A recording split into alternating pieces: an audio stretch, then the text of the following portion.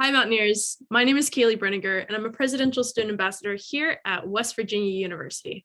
Do you have goals? I know that I have goals, and I'm sure it's safe to say that most people have some sort of goal that they're working towards. But it's not entirely uncommon for people to fail to reach those goals that they set for themselves. So why? Why is this the case? And are there any strategies that we can use to set ourselves up for success? In short, sometimes people fail to make goals that meet a few basic criteria which are necessary for success. So today, we're going to be talking about some common mistakes, as well as learning what makes a strong goal so that you can set yourself up for success in reaching your future goals. Before we get into the different varieties of goals and methods of goal setting, we first need to ask ourselves, why are goals so important? Well, goals have an array of benefits. They allow us to create focus and direction. They challenge us to grow. They drive us to take action. They provide us with this sense of purpose, and they offer us some sort of inspiration to keep moving forward. So goals play an instrumental role in our happiness and in our well-being. So if goal setting is so beneficial for our health and our happiness, then why is it that so often fail to reach these goals that they set for themselves? There are a few obstacles or mistakes that can prevent us from completing a goal. One of the most common ones is that we don't have a strong enough why. If we don't have a very good reason to keep going, then why would we keep going? Why would we keep investing energy and time into something that doesn't really feel relevant or important to us? Another mistake that often people make is setting an unrealistic time frame to reach their goals. It's great to set, a high achieving goal and push yourself, but if you're too over optimistic, then you'll quickly realize that you're not going to be able to complete the goal that you set for yourself, and that can lead you to experiencing more stress and quitting.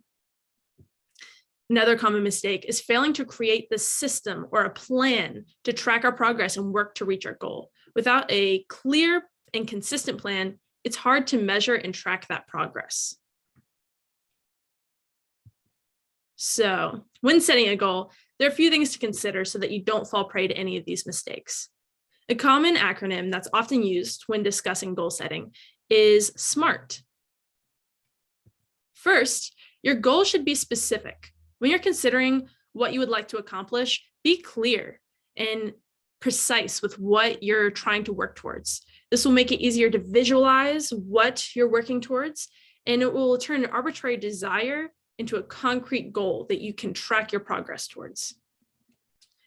Your goal should also be measurable, so you can track where you started and where you are now. If you can see that progress, it will motivate you to keep going, as well as be able to see what you're doing and maybe what you could be doing better or what's not working for you, so that you can work better towards your goal. If you can measure that, then you can troubleshoot and see what's going wrong or what's going right. Your goal should be attainable. Sometimes it can be difficult to set attainable goals for ourselves when we're so uncomfortable with where we're currently at. But the problem with setting a goal that's too over-optimistic or unattainable is that when we begin to realize we can't reach it, we'll experience those feelings of hopelessness and we'll feel like we're failing. So we won't actually reach those checkpoints that we should be setting for ourselves. So it's important to set a realistic and attainable goal so that we feel good about ourselves while we're working towards that goal and meeting those criteria, those checkpoints. Our goal should be relevant to us. We need to have a good why. Like I said, you need to have something that is important to you and that is worth investing in. If you can't justify why you're working towards this goal, then it might actually leave you more unhappy when you complete it. And finally, your goal should be time-bound. You should have some sort of time frame within which you would like to complete the goal that you set for yourself. If you don't have some sort of deadline, then your progress can tend to drag on, further preventing you from reaching completion. This is a good time to talk about two different types of goals that people often have. People usually have short-term goals, which are easier, take less time, but provide that sustained sense of accomplishment that you're completing goals throughout your life.